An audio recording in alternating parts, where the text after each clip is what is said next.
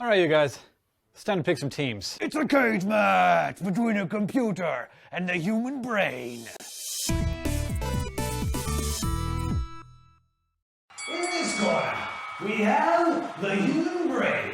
It's impressively compact, unbelievably efficient. It has crazy amounts of storage. It can run on the amount of power it takes to run a very dim light bulb. And in this corner, we have the most powerful supercomputer in the world.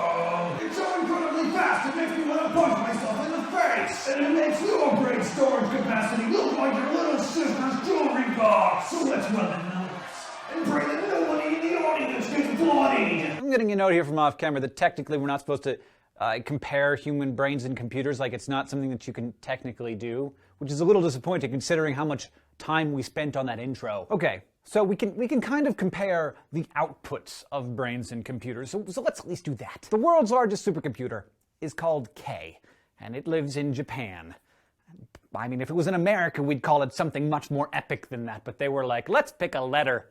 And that'll be it. It computes about 4 times faster than your brain and has about 10 times the storage capacity. The human brain can process the equivalent of about 2.2 megaflops. I love that word, megaflop. It sounds like what my cat does when she wants me to rub her belly. A megaflop is 1,000,000 operations per second. So our brains are processing about 2.2 quadrillion operations per second, which, I mean, when you see the stupidity of some people, it's just shocking. By contrast, the K supercomputer does about 8.2 billion megaflops, which is a lot more. On the other hand, the K supercomputer takes about 10,000 watts to run. By contrast, our brain takes about 20 watts to run. And the K supercomputer costs tens of millions of dollars to create, whereas the human brain costs literally nothing to create. The annual operating cost of the K supercomputer is $10 million. The annual operating cost of your brain is Hot Pockets and Quiznos. And then you look at it pound for pound or cubic inch for cubic inch, and your brain is like the size of both your fists held together. And the K supercomputer uses 864 cabinets that are stretched out in a room the size of a large airplane hangar.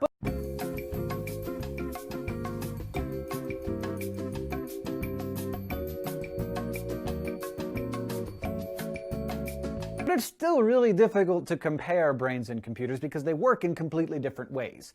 A computer has a program or a set of instructions that tells it what to do, in addition to a memory that contains all the data and a processor that goes and gets the instruction and applies them to the data one at a time in a sequence. It's all very orderly. On the other hand, a brain doesn't have separate processes and memory and programs. Each neuron in the brain can take in thousands upon thousands of inputs at a time and simultaneously, independently process them and spit out the answers. Plus, it modifies its own functioning on the fly while all of this is happening in its 100 billion or so neurons. The K supercomputer doesn't get anywhere close to being that cool. So a supercomputer may be more powerful than a human brain, but the human brain is still a total badass. Brain wins! Thank you for watching this episode of SciShow. If you want more, you can go ahead and subscribe at youtube.com/SciShow. If you have suggestions or questions, Facebook, Twitter, YouTube comments. Roar!